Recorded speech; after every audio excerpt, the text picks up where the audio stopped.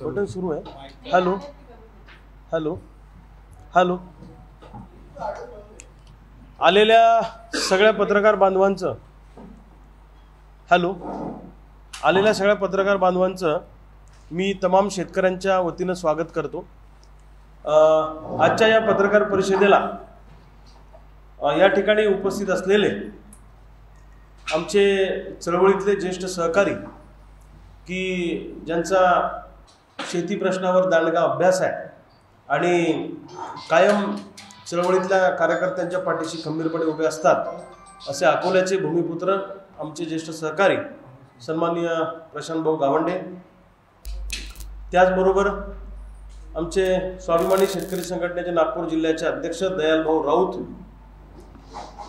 त्याचबरोबर अकोटवरून या ठिकाणी आलेले आमचे मित्र रविभाऊ पाटील अरबट, बंडू पाटील दौड, माझे आमचे युवा सहकारी संकेत दुरुपकर, मुरली भैया यारलड्डा, राहुल भाऊ सिमले, अमरावतीचे आमचे स्वाभिमानीचे नेते कपिलजी पडगण आणि शेतकऱ्यांच्या प्रश्नावर सातत्याने सगळ्या लोकप्रतिनिधींना जागृत करणारे नागपूरचे भूमिपुत्र कुशालभाऊ शेंडे, त्याचबरोबर सागरजी पाचपोर आणि माझ्याबरोबर आलेले बुलढाण्याहून माझे सहकारी राहुल शेलार, दत्तात्रयजी जेवघाले आणि सर्वच या ठिकाणी उपस्थित असलेले आमचे जीवाभावाचे सहकारी. भावांनो, खरं तर आजची प्रेस घेण्याचा हेतू असा की विदर्भ मराठवाड्यामध्ये सोयाबीन कापसाचं पीक मोठ्या प्रमाणावर आहे आणि यावर्षी सोयाबीनचा महाराष्ट्रातला पेरा हा 50,85,589 हेक्टरवर आहे आणि सोयाबीनचं क्षेत्र महाराष्ट्रामध्ये हे 50% जास्त आहे. ऊसाचा पेरा तुलनेने 3,08,460 हेक्टरवर आहे. 9% ऊस आहे, 50% सोयाबीन आहे, 28% कापूस आहे आणि अशा परिस्थितीमध्ये सोयाबीन कापसाला राजाश्रय नसल्यामुळे आपल्या भागातला एकही लोकप्रतिनिधी सोयाबीन कापसाच्या प्रश्नावर बोलत नाही. हे आमचं विदर्भ मराठवाड्यातल्या शेतकऱ्यांचं दुर्दैव आहे. आजची सध्याची परिस्थिती सोयाबीन, कापूस, धान आणि संत्र्याची परिस्थिती अत्यंत वाईट आहे. मी राज्याचा दौरा सोयाबीन कापूस पट्ट्यातला आजपासून सुरू केलेला आहे. त्याची सुरुवात मी आज नागपूरपासून करतो आहे. आज मी आता दुपारी नागपूरला असणार आहे, संध्याकाळी मी वर्ध्यामध्ये 4 नंतर असणार आहे. मी तिथल्या शेतकऱ्यांशी बोलणार आहे, तिथेही पत्रकारांशी बोलणार आहे. उद्या सकाळी मी यवतमाळला असणार आहे, दुपारी अमरावतीला असणार आहे.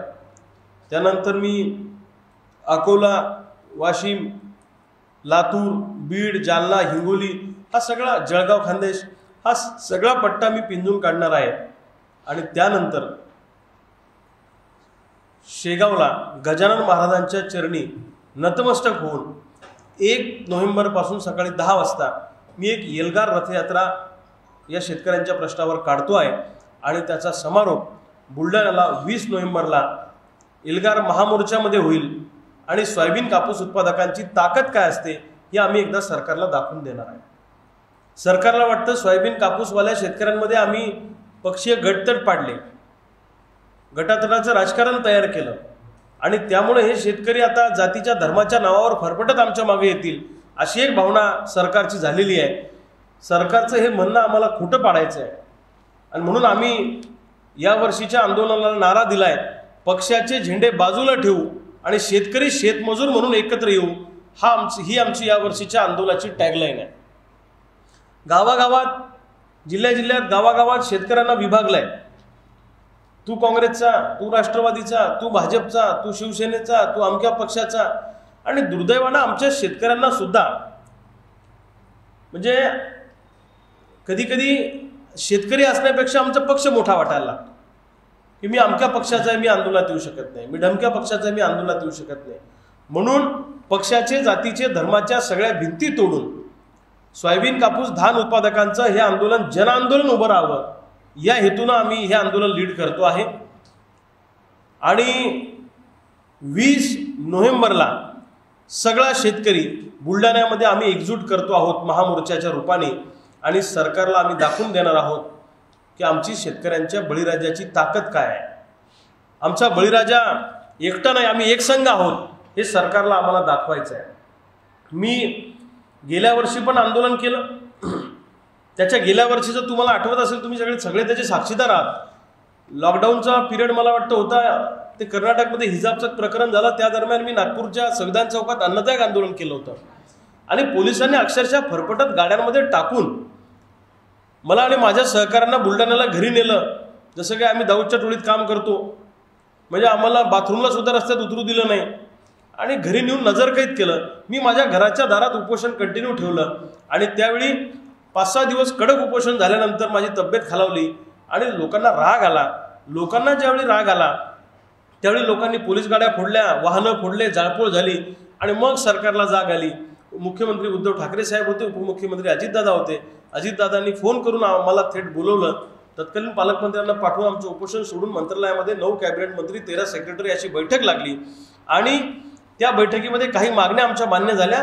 केंद्र सरकार दरबारी सुद्धा आम्ही 8 दिवस तिथं दिल्लीमध्ये थांबून सगळ्यांच्या भेटीगाठी घेऊन ते रेटून धरलं। त्यावेळी मागच्या वर्षी त्यावेळी आम्हाला मान्य अजितदादांनी पण मदत केली, त्यावेळी देवेंद्रजींनी पण दिल्लीमध्ये आम्हाला पियुष गोयलांकडे मदत केली आणि या सगळ्या आंदोलनाचं प्रेशर वापरून त्या वर्षी सोयाबीनला 8,000 आणि कापसाला 12,000 रुपये भाव मिळवून देण्यामध्ये आम्हाला यश आलं। मागच्या वर्षी सरकारनं आम्हाला फसवलं। मागच्या वर्षीचा सोयाबीन कापूस आजही शेतकऱ्यांच्या घरामध्ये 50%पेक्षा जास्त पडून आहे, म्हणजे जेवढं लावलं तेवढं सुद्धा आमच्या पदरात येणार नाही अशी परिस्थिती आहे। पण मागच्या वर्षी सुद्धा बुलढाण्यामध्ये आम्ही एल्गार मोर्चा काढला, मुंबईमध्ये जाऊन आम्ही अरबी समुद्रात जलसमाधी आंदोलन केलं। त्यावेळी सरकारने आम्हाला चर्चेला बोलवलं, नाक दाबल्याशिवाय सरकार तोंड उघडत नाही। मुख्यमंत्री एकनाथ शिंदे साहेब आणि उपमुख्यमंत्री देवेंद्रजी फडणवीस साहेब यांच्यासोबत जी बैठक झाली त्या बैठकीमध्ये सततच्या पावसाच्या राज्यासाठी आम्ही 1500 कोटी रुपये मंजूर करून घेतले आणि स्पेशल आमच्या बुलढाणा वाशिम जिल्ह्यासाठी 157 कोटीचं पॅकेज दिलं। त्याच्यामध्ये वाढून आम्ही जिल्ह्यासाठी 174 कोटीचं केलं आणि त्यानंतर जे मी आत्मदान आंदोलन केलं बुलढाण्याला, त्याच्यावर प्रचंड लाठीचार्ज या सरकारने केला, आम्हाला तुरुंगात टाकलं, 3-3 किलोमीटर जाऊन लोकांना यांनी मारलं आणि हे सरकार शेतकरी विरोधी असल्याचं यांनी त्या दिवशी दाखवून दिलं। आम्ही 8-8 दिवस तुरुंगात गेलो, पण विमा कंपनीच्या छाताडावर बसून आम्ही 229 कोटी रुपये काढले। म्हणजे आंदोलनाच्या जोरावर बुलढाणा जिल्ह्यामध्ये आम्ही 517 कोटी रुपये मिळून दाखवले। तर आमचं आंदोलन रिझल्ट ओरिएंटेड असतं, अभ्यास केल्याशिवाय आम्ही पुढे जात नाही, आम्ही उपटसूप धंदे करत नाही। आणि मला असं वाटतं या विदर्भामध्ये विदर्भवीर जांबुवंतराव धोटेंच्या नंतर आंदोलनच तितक्या ताकदीचं उभं झालं नाही। स्वर्गीय शरद जोशी साहेबांचं असेल किंवा जांबुवंतरावांचं असेल, त्याच्यानंतर एक मोठं व्यापक आंदोलन ज्याला आपण म्हणतो, एकाच वेळी विदर्भ आणि विदर्भामध्ये हे आंदोलन चाललं पाहिजे असं आंदोलन उभं करण्याचा आमचा येणाऱ्या काळामध्ये प्रयत्न आहे। आणि विदर्भ हा चळवळीचा प्रदेश आहे, चळवळी आपण विदर्भाने महाराष्ट्राला दिलेल्या आहेत। सगळे संत असतील, महात्मे असतील, संत गाडगेबाबा, तुकडोजी महाराजांसारखे सगळे मोठे संत आपल्या विदर्भात होऊन गेले आणि या विदर्भातला शेतकरी आज आत्महत्या करतो आहे, ही अत्यंत दुर्दैवाची बाब आहे। ही मागासलेपणाची ओळख आम्हाला पुसून काढायची आहे। अरे आमच्याकडे खनिज संपत्ती आहे, आमच्याकडे सगळ्या गोष्टी आहेत, आमच्याकडे वीज आहे, आमच्याकडे प्रतिभाशाली माणसं आहेत, आमच्यावर मागासलेपणाचा शिक्का लावायचा नाही तर आम्हाला हा आत्महत्येचा कलंक सुद्धा पुसून काढायचा आहे। जसा पश्चिम महाराष्ट्रातला संख्येने कमी असणारा ऊस उत्पादक संघटित आहे, तसा विदर्भ, मराठवाड्यातला आणि खानदेशातला सोयाबीन, कापूस, धानावाला शेतकरी आम्हाला एकत्र करायचा आहे, म्हणून मी दौऱ्यावर निघालेलो आहे। भावांनो, या वर्षीची परिस्थिती पण वाईट आहे आणि सरकारला कसं झुकवायचं याचा अभ्यास आम्हाला येऊन गेलेला आहे। आता आम्हाला जनाधार सुद्धा चांगला मिळतो आहे गावागावामध्ये। तर परिस्थिती या वर्षीची अशी आहे, यावर्षी सोयाबीनचा आम्ही उत्पादन खर्च काढलेला आहे, कापसाचा उत्पादन खर्च मी तुम्हाला देणार आहे, याच्यात 1 रुपया सुद्धा आम्ही जास्त पकडलेला नाही आहे।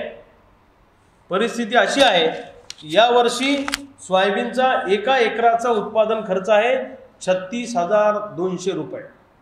पुन्हा सांगतो, सोयाबीनचा एका एकराचा उत्पादन खर्च आहे 36,200 रुपये आणि एका एकरामध्ये यावर्षी उतारा कमी येणार आहे.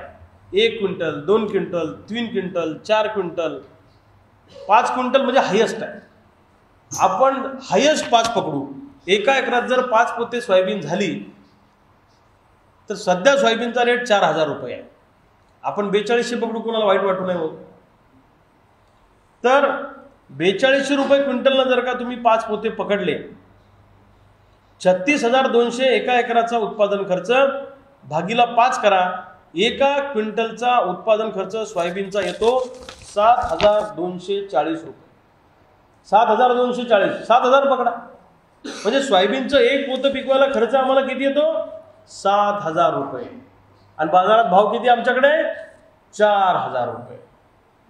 म्हणजे आम्ही शेती पडीत ठेवली असती तरी आम्ही ना नफा ना तोटा तत्वावर राहिलो असतो. घरून आम्हाला 3,000 रुपये टाकावं लागणार आहे यावर्षी. याच्यातला एक आकडा जरी खोटा निघाला तर आयुष्यात तुमच्या समोर मी येणार नाही, लक्षात ठेवा. ही सध्याची परिस्थिती आहे. कापसाची पण परिस्थिती तीच आहे. सोयाबीनचा उत्पादन खर्च 7,000. स्वामीनाथनच्या सूत्रानुसार जर का हिशोब केला तर उत्पादन खर्च अधिक 50% नफा 7,000 multiplied by 1.5 is equal to 10,860. इतका भाव पाहिजे आम्हाला स्वामीनाथनच्या सूत्रानुसार. अरे नका देऊ 10,000, तर किमान 9,000 तर द्या. 8,000 तर द्या. जेवढं लावलं त्याच्यापेक्षा 1,000 रुपये तर शिल्लक द्या. पण या सरकारची द्यायची नियत नाही. कापसाची पण तीच परिस्थिती आहे. 1 एकर कापसाचा उत्पादन खर्च 40,420 रुपये आहे. एका एकरात सर्वसाधारणपणे कोरडवाहूमध्ये 3 क्विंटल कापूस होतो आणि बागायतीमध्ये 7 क्विंटल होतो. सरासरी तुम्ही 5 क्विंटल पकडा. बाजारातला भाव हा कापसाचा 7,000 रुपये आहे. म्हणजे 40,420 एकराचा खर्च भागीला 5 करा, सरासरी 5 क्विंटल इज इक्वल टू 8,084. एका क्विंटलचा उत्पादन खर्च 8,000 आणि बाजारात भाव आहे 7,000. उत्पादन खर्चात 1,000ची तूट आहे. स्वामीनाथनच्या सूत्रानुसार उत्पादन खर्च अधिक 50% नफा. या सूत्रानुसार आम्हाला किमान 12,500 रुपये कापसाला भाव मिळाला पाहिजे अशी आमची मागणी आहे. मी जाताना तुम्हाला हे सगळं पत्रक देऊन जाणार आहे. आम्ही जगायचं कसं? आमचं शेतकऱ्यांचं जगणं कोणी मान्य करणार आहे की नाही करणार आहे? तीच आज धानाची परिस्थिती आहे. छत्तीसगडमध्ये धानाचा रेट आज प्रति क्विंटल 2800 रुपये, बरोबर ना? 2800 रुपये आहे.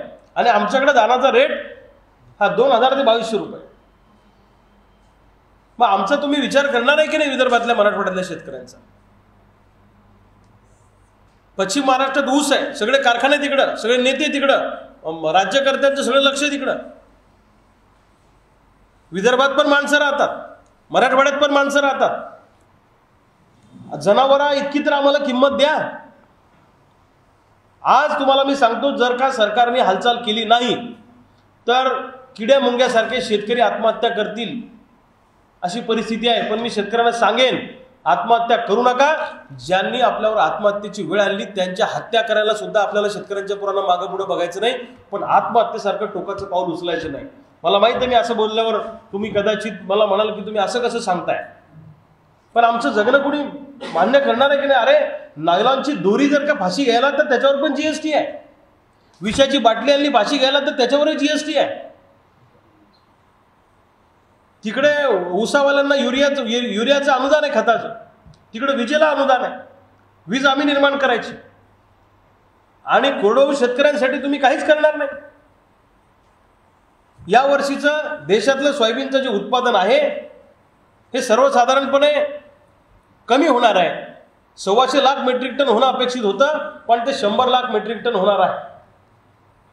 100 लाख मेट्रिक टन सोयाबीन जेव्हा आपण क्रश करू त्यातून 18% तेल बाजूला निघतं आणि 82% DOC तयार होते. DOC मीन्स त्याला सोयापेंड म्हणतो आपण. सोयापेंडीचा वापर हा ॲनिमल हजबंड्रीमध्ये केला जातो, हा फिशरीमध्ये केला जातो, हा पोल्ट्रीमध्ये केला जातो. 100 लाख मेट्रिक टन सोयाबीन आपल्या देशामध्ये यावर्षी सर्वसाधारणपणे तयार होईल. त्यातलं 18% तेल बाजूला जाईल, 82% DOC तयार होईल. 82% DOC मध्ये सर्वसाधारणपणे 82 लाख मेट्रिक टन किंवा 80 लाख मेट्रिक टन DOC तयार होईल. त्यातलं आपल्या देशाचं कन्झम्पशन आहे 60 ते 65 लाख मेट्रिक टन. उरलेले DOCचं तुम्ही काय करणार आहे? उरलेली DOC तुम्ही निर्यात करा सरकारने टप्प्याटप्प्यानं, अशी आमची मागणी आहे. आणि आपल्या देशातल्या DOCला परदेशामध्ये प्रचंड मागणी आहे. अमेरिकेच्या फेडरल कोर्टामध्ये एका जणाने केस टाकली होती, तर ती केस आपण जिंकलेलो आहे. कारण आपलं सोयाबीन हे नॉन GM आहे. नॉन GM सोयाबीनला अमेरिका आणि इतर राष्ट्रांमध्ये प्रचंड मागणी आहे, कारण तिकडे ऑर्गॅनिक पोल्ट्री चालवल्या जाते. त्यामुळं आपल्या देशातली जर का DOC निर्यात केली तर त्याला प्रचंड भाव हा परदेशामध्ये मिळू शकतो. त्यामुळे नॉन GM सोयाबीनला परदेशात मागणी आहे. हे DOC निर्यात करत नाही, हे सरकार मूर्खासारखं DOC आयात करून आमच्या सोयाबीनचे भाव पाडते. आज जे तुम्ही आम्ही तेल खातो ना, हे तेल शुद्ध तेल नाही आहे, याच्यामध्ये पाम तेल मिक्स आहे. पाम तेलाचा वापर हा हॉटेलिंगमध्ये आणि बेकरीमध्ये केला जातो. हे खाण्यायोग्य तेल नाही आहे. आज जे हार्ट अटॅकचं प्रमाण वाढत आहे, 32, 35, 25 गेला, हे कशामुळे आहे? हे अशुद्ध तेलामध्ये हजारो कोटींचा भ्रष्टाचार त्या ठिकाणी केला जातो. 1.25 लाख कोटीचं तेल आम्ही दरवर्षी आयात करतो. एक काळ असा होता की हा भारत तेलाच्या बाबतीत स्वयंपूर्ण होता. आज आम्ही भीकमागे धंदे करतोय, परदेशातून तेल आयात करतो आहे. मग तेलबिया उत्पादक शेतकऱ्यांना तुम्ही प्रोत्साहन अनुदान का देत नाही? तुम्ही पामतेल लावायला प्रोत्साहन देता, मग करडी लावायला का देत नाही? तुम्ही आम्हाला सोयाबीनला प्रोत्साहन का देत नाही? तुम्ही आम्ही सूर्यफुलाला प्रोत्साहन का देत नाही? दरवर्षीचं हे जे प्रमाण आहे तेल आयातीचं, हे वाढत चाललेलं आहे. तर मला असं वाटतं की आपल्या देशामध्येच तुम्ही यांनी जर का सोयाबीनला चांगला भाव दिला, यांनी जर का आमच्या तेलबियांना चांगला भाव दिला, तर अरे एवढं उत्पादन काढू की सगळा देश तेलामध्ये धावून निघेल. एवढं उत्पादन या देशामध्ये होऊ शकतं. परंतु सरकारला ते करायचं नाहीये. शहरी लोकांना तेल स्वस्तात द्यायचं, निवडणुका डोळ्यासमोर ठेवून या सबबीखाली सोयाबीनवाला मेला तरी चालेल, कापूसवाला मेला तरी चालेल, धानवाला मेला तरी चालेल, पण आमचा शहरी मतदार टिकला पाहिजे. ही जी काही सरकारची भूमिका आहे, ही दुटप्पी भूमिका आम्ही चालू देणार नाही, असं आमचं मत आहे. या देशामध्ये जेवढं काही सोयाबीन तयार होतं त्यातलं 40% सोयाबीन हे महाराष्ट्रात तयार होतं. 40%. 50% मध्य प्रदेशामध्ये तयार होतं आणि 10% थोडं इतर राज्यांमध्ये तयार होतं. मग सोयाबीन उत्पादनात जर महाराष्ट्राचा 40% वाटा आहे, तर आज सोयाबीन उत्पादक संकटात असताना तुम्ही त्याला धीर द्यायला सुद्धा पुढे येत नाही. ही शोकांतिका आहे. आणि म्हणून मला असं वाटतं की 2019-20ला आपल्या केंद्र सरकारने 23 लाख मेट्रिक टन DOC निर्यात केली होती. त्यावेळी सोयाबीनला 8,000चा दर मिळाला होता. DOC निर्यात केली की दर वाढतो, आणि लगेच दर वाढल्यावर यांनी पुन्हा काही महिन्यानंतर DOC आयात केली 15 लाख मेट्रिक टन. त्याच्यामुळे पुन्हा सोयाबीनचे दर पडले. ही परिस्थिती आहे. म्हणून आमची मागणी आहे की DOCच्या निर्यातीला 10% प्रोत्साहन अनुदान द्या. यावर्षी हा जो मोझॅक नावाचा व्हायरस आलेला आहे सोयाबीनवर, याच्यामुळे सोयाबीनच्या उतारात घट झाली. त्यामुळं सोयाबीनचं नुकसान झालं, बोंडअळीमुळे कापसाचं नुकसान झालं, आणि इकडे संत्र्यावर आपला कोळशी आणि हे बुरशीजन्य जो रोग आलेला आहे, त्यामुळे संत्र्याचं नुकसान झालं. म्हणून सोयाबीन, कापूस आणि संत्रा उत्पादकांना सरसगट एकरी पंचनामे न करता 10,000 रुपये मदत तेलंगणाच्या धर्तीवर केली पाहिजे, ही आमची मागणी. आणि भाताला तुम्ही एक तर 3,000 रुपये दर द्या, नाहीतर मग आम्हाला किमान 1,000 रुपये क्विंटल मागं अनुदान आमच्या खात्यात जमा करा. नुसत्या घोषणा चालणार नाही, ते प्रत्यक्षात झालं पाहिजे. या मताचे आम्ही आहोत. त्याच्यात निकष आणि जाचकाठी घालू नका. दुसरी आमची मागणी अशी आहे, कापसाला सुद्धा सूत निर्यातीला प्रोत्साहन द्या आणि किमान 12,500 रुपये भाव कापसाला दिला पाहिजे. ही आमची या वर्षीची मागणी आहे. दुसऱ्या बाजूला शेतीला कंपाऊंड करून द्या, ही आमची मागणी आहे. कारण वन्य प्राण्यांच्या त्रासामुळे जे आमचं नुकसान होतं, मी सुधीरभाऊ मुनगंटीवारांबरोबर चर्चा केली, आंदोलनं आम्ही केली.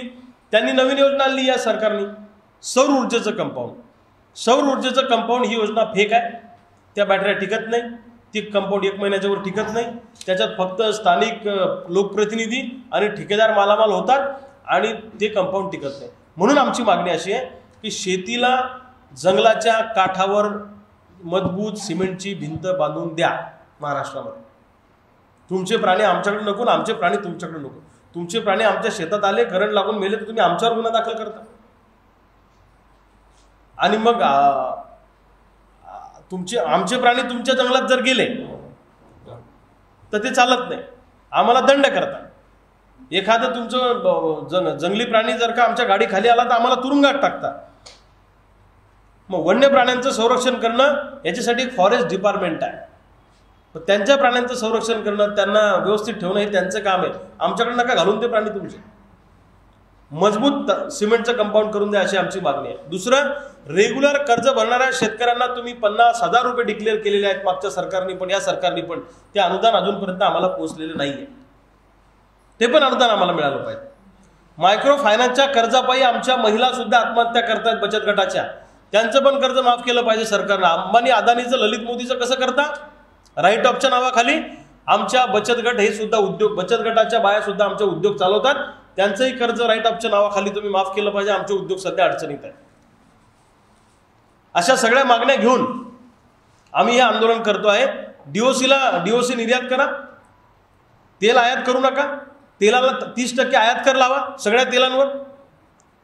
सूत आणि कापूस निर्यातीला प्रोत्साहन द्या. कापसाच्या गाठी आयात करू नका. चीन सरकार असं भासवतंय की आमच्याकडं 40 दशलक्ष गाठी आम्ही तयार करतो, पण हे खरं नाही. त्यांच्याकडे 32 दशलक्ष गाठी त्यांचं ॲक्च्युअल उत्पादन आहे. आणि आपल्या देशातले काही व्यापारी चीनच्या व्यापाऱ्यांसोबत सहभागी आहे असं माझं म्हणणं आहे. कापसाचे आपल्या देशात कापसाचं उत्पादन चांगलं आहे. जर चीनसारखा देश कापड उद्योग त्यांच्या देशामध्ये उभा करू शकतो तर भारताच्या आपल्या राज्यकर्त्यांना काय धाड भरली का? कापूस आपल्याकडे सुतगिरण्या पश्चिम महाराष्ट्रात, किल्ले तिकडे, शिवसैनिक इकडं. म्हणजे काय विरोधाभास आहे तुम्ही? सोयाबीन आपल्याकडं आणि ऑइल मिल मध्य प्रदेशाकडं. म्हणजे आपलं कच्चा माल आम्ही पिकवतो तर इथल्या इथं प्रक्रिया उद्योग उभे करायला यांना काय धाड भरली का? पण राज्यकर्त्यांमध्ये अनास्था आहे, यांना व्हिजन नाही. शाळा कॉलेजच्या तुकड्यावर खुश होणारी ही सगळी मंडळी आहे. आणि मी विदर्भातल्या सगळ्या नेत्यांना सांगतो, विशेषतः नागपुरातल्या सरकारमधल्या नेत्यांना सांगतो की विदर्भ म्हणजे नागपूर नाही आणि नागपूर म्हणजे विदर्भ नाही. नागपूर म्हणजे बुलढाणा पण, विदर्भ म्हणजे बुलढाणा पण आहे आणि गडचिरोली, गोंदिया, भंडारा पण आहे आणि सगळे मधले जिल्हे आहेत. एकट्या नागपूर शहराचा रोड रस्ते विकास करून विदर्भाचा विकास झाल्याचं आपल्याला सांगता येणार नाही. आज यवतमाळ असेल, वर्धा असेल, बुलढाणा असेल, या जिल्ह्यात किड्यामुंग्यासारखे लोक मरत आहेत. याच्याशी कुणालाच काही घेणं देणं नाही. म्हणून माझी सरकारला विनंती आहे की सरकारने तातडीनं यामध्ये लक्ष घालावं आणि या सगळ्या आमच्या मागण्या तातडीनं मान्य कराव्या. आणि या मागण्या जर का मान्य झाल्या नाही तर 20 नोव्हेंबरला तर आम्ही त्या ठिकाणी एल्गार महामोर्चा काढणारच आहे. शेगावपासून 1 तारखेपासून याची यात्रा आम्ही सुरू करणार आहोत, एल्गार यात्रा. आणि तत्पूर्वी मी पूर्ण सोयाबीन कापूस पट्टा पिंजून काढणार. भावांनो, अशा परिस्थितीमध्ये आज एकही आमदार सोयाबीनवर बोलत नाही, एकही खासदार सोयाबीनवर बोलत नाही. अरे, ज्या सोयाबीन कापूस पट्ट्यातनं भावांनो हे लोक निवडून जातात त्या प्रश्नावर पण हे बोलत नाही. दिल्लीच्या संसदेमध्ये विदर्भातले किती खासदार बोलले सोयाबीन कापसाच्या प्रश्नावर, धानाच्या प्रश्नावर? कोणीच बोललं नाही. आता निवडणुका आल्या तर बोलल्याचं नाटक करतील, हा भाग वेगळा. आणि वर पुन्हा आमच्यावर आरोप करता की रविकांत तुपकरांचं आंदोलन नौटंकी असतं. अरे, आमच्यावरती वेळच येऊ देऊ नका आंदोलन करण्याची. जीव धोक्यात घालून जर आम्ही आंदोलन करतो तर आम्हाला शोक आहे का जेलमध्ये जायचा, लाठ्या काट्या खायचा? जीव गमावण्याची आम्ही तयारी ठेवतो. मी तुम्हाला सांगतो, सोयाबीन, कापूस, धान आणि संत्रा उत्पादकांना जर का सरकारने न्याय दिला नाही, या सरकारला सुद्धा आम्ही जागेवर ठेवणार नाही. एवढी ताकद आमच्या शेतकऱ्यांमध्ये आहे, लक्षात ठेवा. शेतकऱ्याच्या कट्टरवाद आम्ही घराघरामध्ये, गावागावामध्ये आता निर्माण करणार आहोत. जात, धर्म, पक्ष, पार्टी, संघटना, याच्या राजकारण याच्या पलीकडे जाऊन शेतकऱ्यांचा, शेतमजुरांचा कट्टरवाद आम्हाला तयार करायचा आहे. शेतमजुरांना सुद्धा विमा सुरक्षा दिली पाहिजे, शेतमजुरांना सुद्धा सरकारने आर्थिक मदत दिली पाहिजे. ही सुद्धा मागणी आम्ही या निमित्तानं करतो आहे. त्यामुळं सरकारनं ऐकलं तर ठीक, नाही तर सरकारची खुर्ची आम्ही खलाखला हलवल्याशिवाय राहणार नाही, हे सरकारने ध्यानात ठेवावं. आणि हा तर आंदोलनाचा पहिला टप्पा आहे. मी तुम्हाला पुन्हा पुन्हा सांगतो, शहीद भगतसिंगाला आदर्श डोळ्यासमोर ठेवून यावर्षीचं आंदोलन आम्ही हाती घेतलेलं आहे, मरताव क्या नाही करता. आम्ही तसे भी मरणार आहे ना असे भी मरणार आहे तुम्हाला सांगतो, पण आम्ही असे मरणार नाही. हम तो डुबेंगे लेकिन तुमको भी लेके डुबेंगे, बात ध्यान में रखो. राज्यकर्त्यांना आमचं सांगणं आहे, आम्ही तुम्हालाही घेऊन जाऊ. आणि मला सांगा काय सध्या महाराष्ट्रातलं वातावरण आहे. यांच्या बातम्या लागल्या की लोक टीव्ही बंद करतात. माफ करा, नाही तर तुम्हाला नको वेगळं काही वाटायला, पण लोक इरिटेट झाले हो. लोकांना वाईट वाटतंय की हा महाराष्ट्र शाहू फुले आंबेडकरांचा आहे, हा छत्रपतींचा आहे. महाराष्ट्राचं राजकारण किंवा महाराष्ट्र देशाच्या राजकारणाला दिशा देणारा सुसंस्कृत महाराष्ट्र आहे. आज महाराष्ट्रातलं राजकारण एवढ्या खालच्या लेवलला आलं की माणसं उद्ध्वस्त करणं, माणसं संपवणं, कुटुंब संपवणं आणि धाक दाखवून माणसं आपल्या पक्षात घेणं, हा जो काही सध्या उद्योग चाललेला आहे हा अत्यंत वाईट चाललेला आहे. जाती जातीत भांडणं लावायचे, पोट जातीत भांडणं लावायचे, धर्माधर्मात भांडणं लावायचे, मतांचं ध्रुवीकरण करण्याकरता हा सगळा उद्योग सुरू आहे. आणि याला आमचा सक्त विरोध आहे. माणूस म्हणून तुम्ही जगलं पाहिजे, माणूस म्हणून तुम्ही माणसाकडे बघितलं पाहिजे. आणि या सगळ्या गोष्टींमध्ये मुख्य प्रश्न आपले बाजूला पडलेले आहेत. असा शेतकऱ्यांचा असंतोष वाढला की काहीतरी पुंगी काढायची बाहेर आणि वेगळंच काहीतरी नवीन वाद तयार करायचा, असा सगळा उद्योग सुरू आहे. तर हे आम्ही खपून घेणार नाही. शेतकऱ्यांची आम्ही तरणी बाण जेवढी काही सगळी पोरं आहोत, क्रांतीसिंह नाना पाटलाचा आणि शहीद भगतसिंगाचा अवतार घेऊन आम्ही हे सोयाबीन, कापूस, धनाचं आणि संत्र्याचं आंदोलन पुढे नेणार आहोत, अशी आमची तयारी आहे. सरकारने ऐकलं तर ठीक, नाही तर सरकारमधल्या मंत्र्यांना सुद्धा आम्ही गावामध्ये आणि महाराष्ट्रामध्ये फिरणं मुश्किल करू, हे त्यांनी लक्षात ठेवा.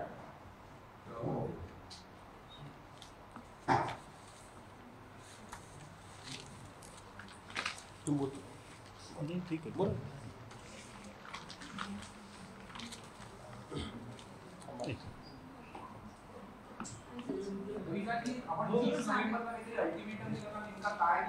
कशाचा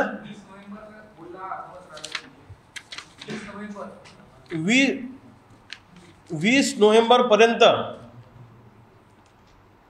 म्हणजे 20 नोव्हेंबरला आम्ही महामोर्चा काढणार आहोत, एल्गार महामोर्चा बुलढाण्याला. तोपर्यंत सरकारने हालचाल केली तर ठीक, नाही तर 20 नोव्हेंबरपासून महाराष्ट्र पेटताना तुम्हाला दिसेल. सरकार म्हणते की तुमच्या शेतकऱ्यांच्या हिताचंच आहे आणि शेतकऱ्यांना आम्ही कुठल्याही याच्यात आम्ही वंचित ठेवलेलं नाही, तर तुम्ही म्हणताय की बा आम्हाला शेतकऱ्यांना काहीच मिळालेलं नाही, असं कसं?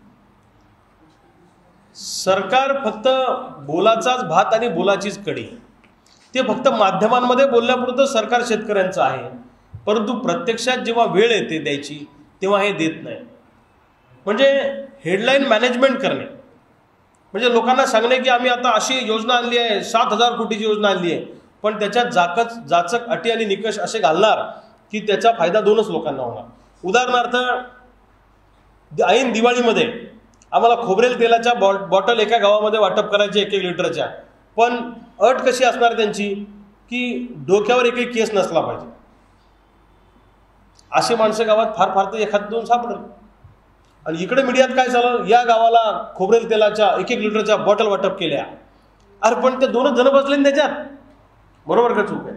अशा सरकारच्या भंपक आणि बोगस योजना आहेत. मी तुम्हाला साधा प्रश्न विचारतो, सोयाबीनचा उत्पादन खर्च 7,000 क्विंटलचा आणि भाव 4,000, 3,000 रुपये आम्ही आणायचे कुठे? नफा दूर.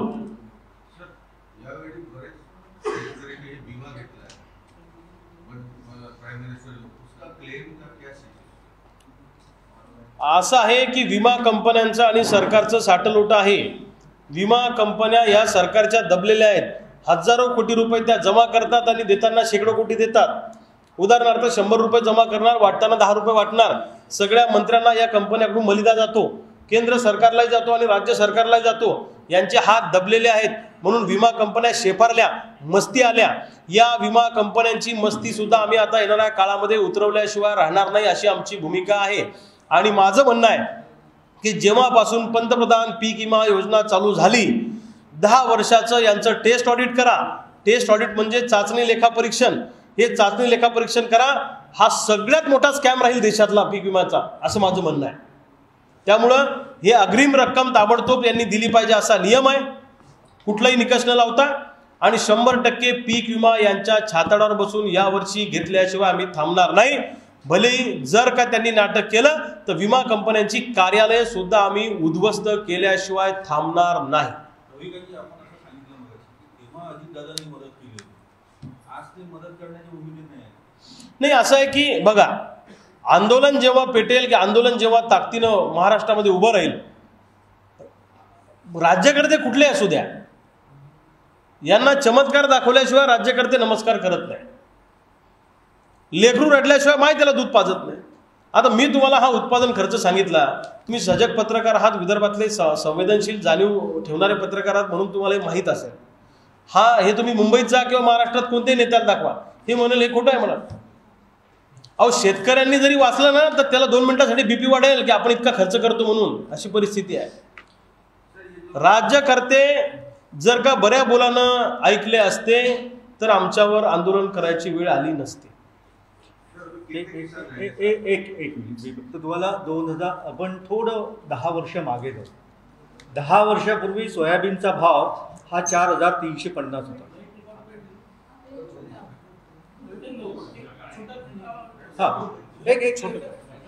फक्त एक मिनिटात सांगतात. एकाच मिनिटाचं. 10 वर्षापूर्वी सोयाबीनचा भाव 4350 होता आणि ज्या वस्तूचा भाव 4350 10 वर्षापूर्वी होता, कोणत्याही वस्तूचा, ती आज 10 वर्षानंतर काय भाव आहे आणि सोयाबीनचा काय भाव हे आपण लक्षात घ्यायला पाहिजे. आणि 10 वर्षापूर्वी जो भाव होता आणि जी धोरणं होती ती राबवायला सरकारला काय अडचणी आहे. म्हणजे 10 वर्षापूर्वी जेव्हा आपण DOC एक्सपोर्ट करत होतो इथून बांगलादेशला, तर एका मेट्रिक टनामागे 1000 रुपयाचं सबसिडी होती, अनुदान होतं, ते सरकारने बंद केलं. लिसेथिन नावाचा त्याचा जो बाय प्रॉडक्ट होता, जो आर्थरायटिस रिलेटेड ऑइंटमेंटमध्ये किंवा औषधांमध्ये वापरला जातो, त्याच्या निर्यातीवर बंदी घातली. आणि दुसऱ्या बाजूला GM ऑइल सोयाबीनचं हे दरवर्षी जवळजवळ 2 लाख क्विंटल हे आयात करतात. मग ऑइल आयात करायचं, एक्सपोर्टवर बंदी आणायची, जे इन्सेंटिव्ह मिळत होते ते इन्सेंटिव्ह बंद केले. हे सर्व धोरणं जर सरकारने सुरू केले, ज्याच्यासाठी सरकारला पैसे लागत नाही फारसे, ते जरी केले तरी सोयाबीनचा भाव आज रविकांत दादांनी जसं सांगितलं तेव्हा 8000, 8500, 9000 सहज मिळतील. पण सरकारची मानसिकता नाही, सरकार डांबीस आहे, नालायक आहे सरकार. एक माझं आवाहन मला करायचं आहे सर, की या वर्षीचं आंदोलन जे आपलं असणार आहे, प्रशांत भाऊनी सांगितलं त्या पद्धतीनं हे आंदोलन बिगर राजकीय आंदोलन असणार आहे. तर मी सगळ्या महाराष्ट्रातल्या शेतकऱ्यांना, शेतकऱ्याच्या पोरांना आवाहन करेन की पक्षाचे झेंडे बाजूला ठेवा. पक्षापेक्षा आपला बाप मोठा आहे, पक्षापेक्षा आपली आई मोठी आहे, राजकारणापेक्षा आपले आईवडील मोठे आहेत, आपले आईवडील आपल्यासाठी साक्षात देव आहेत. म्हणून या नेत्यांसाठी कुठल्याही पद्धतीचे गावात भांडणं तंटे न करता या आंदोलनामध्ये सगळ्या शेतकऱ्याच्या पोरांनी उतरलं पाहिजे. आणि शहरी लोकांनाही माझं आव्हान आहे, कर्मचारी असतील, व्यापारी असतील, वकील असतील किंवा इंटेलेक्च्युअल लोक असतील, या शहरात राहणाऱ्या सगळ्या कर्मचारी आणि अधिकारी वर्गाला किंवा व्यापाऱ्यांना माझी विनंती आहे की तुमच्या ताटातला अन्नाचा कण आणि कण हा आमच्या मायबापाच्या घामाच्या थेंबातून येतो. ते काय टाटा बिर्ला अंबानीच्या कारखान्यात तयार होत नाही, असं तंत्रज्ञान अजून जन्माला आलेलं नाही आहे. त्यामुळं एक दिवस शेतकऱ्यांसाठी कृतज्ञता व्यक्त करण्यासाठी या आंदोलनामध्ये सहभागी व्हा, अशी माझी सगळ्या शहरातल्या लोकांना विनंती आहे. एक प्रश्न राहिला, जीएसटी एक्झेप्शन जसं इतरांना मिळतं, आता माणूस जेव्हा माल विकत घेतो कच्चा माल तेव्हा जीएसटी लागतं, नंतर आपण जे प्रोडक्ट तयार करतो तेव्हा जीएसटी एक्झेप्शन मिळतं, पुढं जीएसटी मिळतं, त्याला रिफंड मिळतं. पण शेतकऱ्यांच्या ज्याच्यामध्ये असं नाही, शेतकरी जेव्हा कीटकनाशक किंवा बियाणे घेतो जीएसटी लागतो. तो विषय तुमच्या सगळ्या अगदी बरोबर आहे, महत्त्वाचा मुद्दा आहे. काही ॲग्रोप्रेस प्रॉडक्ट वर कच्च्या मालावर काही याच्यावर हे नाही आहे जीएसटी, परंतु तेल बियांवर 5% जीएसटी आहे. आम्हाला शेतीपूरक जे घ्यावं लागतं त्याच्यावर जीएसटी आहे, तर आमचा जीएसटी माफ केला पाहिजे. आता बघा, सोयाबीनवर जो जीएसटी 5% आहे तर तो व्यापाऱ्यावर बसतो, पण व्यापारी काय करतो, ते 250-300 रुपये आमच्याकडून काढतो. म्हणजे इनडायरेक्ट ते पैसे कुणाचे चालले, ते आमचे चालले ना. त्यामुळे तो जीएसटी रद्द केला पाहिजे. शेतकऱ्यांशी संबंधित जे काही गोष्टी आहेत त्याच्यावरचा जीएसटी रद्द केला पाहिजे, ही सुद्धा आमच्या आंदोलनातली मागणी आहेच. मी आजपासनं महाराष्ट्राच्या दौऱ्यावर निघालेलो आहे. आज नागपूर, दुपारी वर्धा, उद्या यवतमाळ, परवा अमरावती, देन अकोला, लातूर, वाशिम, त्याच्यानंतर बीड, जालना, हिंगोली, जळगाव आणि बुलढाणा असा मी दौरा करणार आहे. आणि एक यात्रा 1 नोव्हेंबरपासून आपण सुरू करून ते यात्रेचा समारोप 20 तारखेला करणार आहे. आणि दरम्यानच्या काळामध्ये हा दौरा माझा संपला की मोठं आंदोलन महाराष्ट्रामध्ये होईल असं मी तुम्हाला 100% सांगतो. आणि यावर्षी शेतकरी पोळलेला आहे, शेतकरी मेटाकुटीला आलेला आहे. मी अनेक वर्षापासून सोयाबीन कापूस धानाबद्दल बोलतो, पण कुणी लक्षच देत नव्हतं. पण अलीकडच्या 4-5 वर्षामध्ये शेतकऱ्यांचा चांगला प्रतिसाद आम्हाला मिळतो आहे. आता ते आंदोलन बुलढाण्यापुरतं किंवा 2-4 जिल्ह्यापुरतं न राहता ते विदर्भव्यापी, मराठवाडाव्यापी, खानदेशव्यापी व्हावं अशी माझी इच्छा आहे. म्हणून मी पायाला भिंगरी लावून मी आणि माझे सगळे सहकारी त्या ठिकाणी फिरणार आहे. या आंदोलनामध्ये नो पॉलिटिक्स, नो राजकारण. राजकारणाच्या वेळेला राजकारण करू, निवडणुकीच्या वेळेला निवडणुका लढू, पण आजच्या घडीला तरी जसा ते अर्जुनाला तो डोळा दिसत होता तसा माझ्या दृष्टीनं सोयाबीन, कापूस, धान, संत्रा मला दिसतो आहे. आणि त्या शेतकऱ्यांना न्याय मिळवून देणं हे आमचं काम आहे. रक्ताच्या शेवटच्या थेंबापर्यंत भले जीव गेला तरी चालेल, परंतु सोयाबीन, कापूस, धानवाल्याला आणि संत्रा उत्पादकाला न्याय मिळाल्याशिवाय आम्ही थांबणार नाही अशी आमची भूमिका आहे. परिस्थिती दादा सगळीकडे सारखीच आहे, कमी जास्त प्रमाणामध्ये. एवढंच आहे की इकडं सोयाबीन समजा 4 क्विंटल होत असेल तर तिकडं 3 क्विंटल आहे, कारण तिकडं पावसाचा खंड मोठा पडलेला आहे. आणि पावसाचा खंड पडल्यावर मदत देणं ही सरकारची जबाबदारी आहे ना. उद्योगपतींचं उद्योग अडचणीत आल्यावर कर्ज कसं तुम्ही माफ करता, तसं आमचंही सगळ्या शेतकऱ्यांचं संपूर्ण कर्ज मुक्त करावं आम्हाला अशी आमची मागणी आहे. एक आरोप असा होतो की सातत्य नाही आहे विदर्भातल्या नेत्यांमध्ये, सगळे आहेत त्याच्यामध्ये. म्हणजे आता तुम्ही एक आंदोलन करताय, राष्ट्रवादी काँग्रेस, शरद पवार गटाचं वेगळं म्हणणं आहे, अनिल देशमुख परवा तिथे या प्रश्नावर येऊन गेले. जसं तुम्ही यापूर्वी यशवंत सिन्हा वगैरे आले होते, किंवा तुमच्यासोबत जे लोक होते ते आता वेगवेगळ्या पक्षात आहेत, तुम्ही विदर्भातले जे नेते आहेत, आंदोलक आहेत, ते गावंडे साहेब असतील, हे सगळं काही कायम राहत नाही. एक मध्ये खूप आक्रमकता येते, मध्येच थांबून जाते. कांदा प्रश्नी, ऊस प्रश्नी, साखरेवरती जे काही आंदोलन होतं, सरकार लक्ष देतं, असं आपल्याकडे होत नाही आणि सातत्य पण नाही, मानता का? नाही, हे बघा, असं म्हणणं कदाचित थोडं आमच्यावर अन्यायकारक ठरेल. यशवंत सिन्हा साहेबांच्या नेतृत्वाखाली जे आंदोलन केलं होतं ते प्रशांत भाऊनी त्याच्यामध्ये लीड केलं होतं, गावंडे साहेबांनी. त्यावेळी आम्ही सोबत होतो आणि आजही आम्ही सोबत आहे. नाही, ठीक आहे ना. हे बघा, हम तो काय ते आपलं आहे ना, हम तो अकेले निकले थे जाने में मंदिर मगर लोग आते और कारवा बनता काय. ज्याला यायचं तो सोबत येईल, ज्याला नाही यायचं तो येणार. हा चळवळीचा प्रवास आहे. या प्रवासात कोणी अस्वस्थ झालं, थकलं, ते थांबेल. ज्यांना ज्यांना वाटतं की हे चांगलं झालं पाहिजे त्या सगळ्या चांगल्या लोकांनी या प्रवासामध्ये आलं पाहिजे अशी माझी विनंती आहे. आणि याला आपले नेते पण कारणीभूत आहे. पश्चिम महाराष्ट्रात जेव्हा ऊसाचा प्रश्न तयार होतो ना, तेव्हा सगळ्या पक्षाचे नेते मुंबईत एक बैठक घेतात, दिल्लीत बैठक घेतात. ते त्यांच्या प्रश्नावर सजग आहे. त्यांना कारखाने टिकावे असं वाटतं, त्यांना ऊस उत्पादकही टिकावं असं वाटतं, कारण त्या भागातल्या नेत्यांमध्ये एक व्हिजन आहे. त्या भागातले नेते आपल्या प्रश्नावर अवेअर आहेत आणि त्या भागातले शेतकरी सुद्धा हातात ऊसाचा बुडका घेऊन त्यांना प्रश्न विचारतात. आपल्याकडे दुर्दैवानं तसं होत नाही. आपल्या शेतकऱ्यांना राज्यकर्त्यांनी गुलाम केलंय आणि गुलाम माणूस हक्क मागत नसतो. गुलामाला गुलामाची जाणीव करून द्या, त्याच्या पायातल्या बेड्या तो आपोआप काढेल. महात्मा फुल्याने सांगितलं, तेच काम आम्ही पुढे घेऊन निघालेलो आहे. आम्ही शेतकऱ्यांना सांगतो की आपण गुलाम झालो यांचे. यांना प्रश्न विचारायला शिकलं पाहिजे, यांना गावागावात अडवलं पाहिजे. या पुढाऱ्यांना सोयाबीन, कापूस, धानाच्या, संत्र्याच्या प्रश्नावर विदर्भ, मराठवाड्यात फिरायची हिंमत यांची झाली नाही पाहिजे. एवढी ताकद शेतकऱ्यांची निर्माण करायची भविष्य काळामध्ये आम्हाला.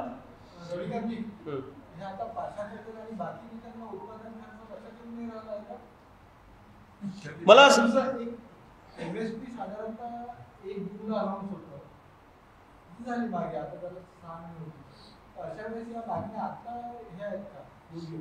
नाही बघा, पीक आमचं मार्केटमध्ये आत्ता येतं आहे, भाव आम्हाला आता पाहिजे आहे. हे काम कुणाचं आहे? राज्यकर्त्यांचं आहे. रविकांत तुपकरचं नाही आहे. रविकांत तुपकर वाणिज्य मंत्री पण नाही आहे, कृषी मंत्री पण नाही आहे, ना मुख्यमंत्री आहे. आमचं काम लढणे आहे, आमचं काम संघर्ष करणे आहे, सरकारची गचंडी पकडणे आहे आणि व्यवस्थेवर बोट ठेवणं आहे. हे आमचं काम आहे. राज्यकर्ता म्हणजे राज्य शासनामध्ये किंवा केंद्र सरकारमध्ये जे लोक राज्यकर्ते म्हणून सहभागी आहे हे त्यांचं काम आहे. बरोबर तुम्ही मुद्दा उपस्थित केला. ऊसाच्या प्रश्नावर ऊस दर नियंत्रण समिती आहे, वर्षातल्या त्याच्या 5 बैठका होतात ऊस दर नियंत्रण समितीच्या. आमच्या सोयाबीन, कापूस, धानाची एक पण समितीच नाही. अरे किमान 2 बैठका घ्या. सोयाबीन, कापूस, धान, संत्रा याच्यावर एक नियंत्रण आणणारी किंवा याचे भाव नियंत्रणात ठेवणारी किंवा वाढवणारी एक समिती तर असली पाहिजे. सध्याचे भाव हमी भावापेक्षा किती कमी आहे मार्केट? हो, किती आहे? म्हणजे हमी भाव किती आहे सोयाबीन, कापसाचा आणि त्याचा रेट? हमी भावाच्या त्याच्यात काही फारसा फरक नाहीये तुमच्या माहितीसाठी. काही फरक नाहीये फारसा. हमी भाव किती आहे आणि बाजारात भाव किती आहे याच्यापेक्षा आम्हाला लागलंय किती आणि आम्हाला आणायचं किती. समजा हा मोबाईल जर समजा 10,000चा असेल, हो दादा एक मिनिट, हा मोबाईल जर 10,000चा असेल मार्केटमध्ये तर हा बनला किमान 5,000ला असेल का? 10,000ला मोबाईल बनवला 10,000ला विकला, मरल ना ते, आत्महत्या करेल ना ते मोबाईलवालं. तशी आमची अवस्था आहे ना. प्रोडक्शन कॉस्ट प्लस 50% नका 50%, 25% तर द्या. आणि तुम्ही हे डोक्यातून काढून टाका, तुम्ही आमची आंदोलनं आतापर्यंत बघितलेली आहेत. आम्ही अभ्यासाशिवाय पुढे जात नाही आणि रिझल्ट मिळवल्याशिवाय मागे येत नाही. छत्रपती शिवाजी महाराजांचा युद्धनीतीचा नियम हे आमच्या आंदोलन नीतीचे नियम आहेत आणि ते तुम्ही वेळोवेळी बघितलेलं आहे. ते तुमच्या सगळ्यांच्या साक्षीनं ते पुढे गेलेलं आहे. त्यामुळे तुम्हाला जे काय वाटतं दादा की आंदोलन करून मग आम्ही पण कुठल्या तरी याच्यात सहभागी होऊन जाऊ, आता ते त्याच्या पलीकडे गेलो आम्ही. आता 20 वर्ष झाले तेच करतोय. हा, मी जर खूप आता 1-2 वर्षातला असतो कार्यकर्ता नव्यानं, तर एकदम काहीतरी हवा तयार केली लगेच इकडून तिकडे गेलो, असं अजिबात होणार नाही. चळवळ हा आमचा आत्मा आहे. आणि मी तुम्हाला पुन्हा सांगतो, सोयाबीन, कापूस, धान आणि विदर्भातली पिकं, मराठवाड्यातली पिकं हा माझा आत्मा आहे. थांबा, नाश्ता आणि चहा घेऊन जा अशी माझी तुम्हाला सगळ्यांना विनंती आहे. प्लीज. नाही सांगितलंय ना सगळं. अरे ते उत्पादन खर्च दे सौरभ उत्पादन खर्चाचं पॉम्पलेट दे.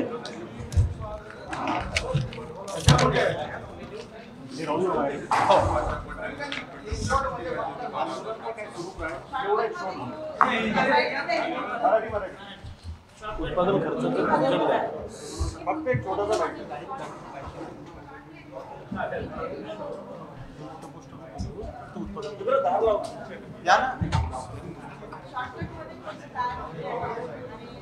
नाही तर ते सौरभ ते पण या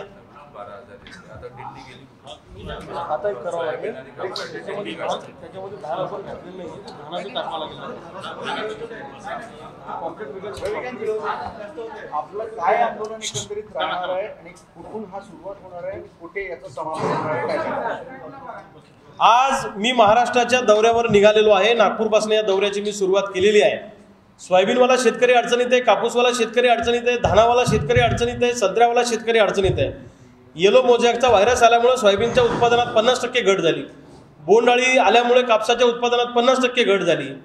त्यानंतर हा जो कोळशी नावाचा आजार याच्यावर आला संत्र्यावर, त्यामुळे संत्र्याच्या उत्पादनामध्ये मोठं नुकसान झालेलं आहे. आणि धानाला जो रेट मिळतोय सध्या तो फार कमी मिळतो आहे. तर सोयाबीनला कमीत कमी 9,000 रुपये रेट मिळावा, कापसाला प्रति क्विंटल 12,500 रुपये रेट मिळावा. त्यानंतर संत्र्याला सुद्धा नुकसान भरपाई मिळावी आणि भाताला सुद्धा 3,000 रुपये भाव मिळावा अशी आमची मागणी आहे. आणि या सगळ्या पिकांना एकरी किमान 10,000 रुपये सरसकट नुकसान भरपाई मिळावी, कर्जमुक्ती व्हावी. वन्य प्राण्यांच्या त्रासापासून वाचण्यासाठी शेतीला मजबूत सिमेंटचं कंपाऊंड करून द्यावं, कर्जमुक्ती करावी, 50,000 रुपये प्रोत्साहनपर अनुदान आम्हाला रेग्युलर भरणाऱ्यांना द्यावं. या सगळ्या मागण्या घेऊन हा दौरा निघालेला आहे. मी विदर्भ, मराठवाडा, सोयाबीन, कापूस, धान पट्टा सगळा पिंजून काढणार आहे. आणि 1 तारखेपासून एल्गार रथयात्रा मी शेगावपासून चालू करणार आहे. आणि 20 नोव्हेंबरला त्या एल्गार रथयात्रेचा समारोप बुलढाण्यात होईल आणि त्याचं महामोर्चात रूपांतर होईल. सोयाबीन, कापूस आणि धानावाल्याची ताकद काय असते हे एकदा सरकारला आम्ही दाखवून देऊ. सोयाबीन, कापूस, धान आणि संत्र्यावाल्याला जर का सरकारने मदत केली नाही तर सरकारमधल्या मंत्र्यांना महाराष्ट्रात फिरणं सुद्धा मुश्किल करून टाकू. शेतकऱ्यांच्या पोरांची ताकद काय आहे हे एकदा आम्हाला दाखवून द्यायचं. सरकारला 19 नोव्हेंबरपर्यंत आमचं अल्टिमेटम आहे. अन्यथा 20 तारखेला सोयाबीन, कापूसवाल्याचा आणि धानावाल्याचा रणसंग्राम तुम्हाला बुलढाण्यात बघायला मिळेल. शेतीपूरक उत्पादनं जे असतील किंवा कच्चा माल शेतीचा असेल किंवा शेतीला लागणारे उत्पादनं असतील त्याच्यावरचा GST रद्द केला पाहिजे, ही सुद्धा आमची मागणी आहे.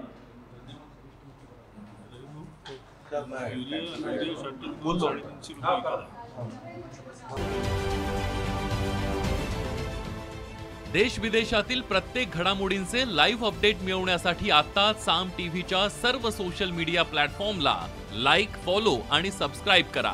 तसंच सर्व नोटिफिकेशनसाठी बेल आयकॉन प्रेस करायला विसरू नका.